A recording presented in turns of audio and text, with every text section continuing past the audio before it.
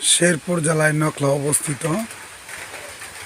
এই জানকীপুর থেকে আজকে সকালবেলা প্রচণ্ড বৃষ্টি ও ঝোড়ো হাওয়া,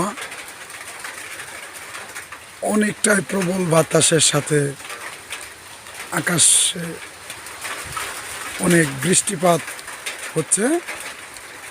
প্রচুর বাতাস, ঝোড়ো হাওয়া সাথে আকাশের অবস্থা খুবই ভয়াবহ। বৃষ্টির আশঙ্কা বেশি, যে পরিমাণ বাতাস, অনেক ঝোড়ো হাওয়া হচ্ছে। সকালবেলায় বৃষ্টির যে চিহ্ন দেখলাম।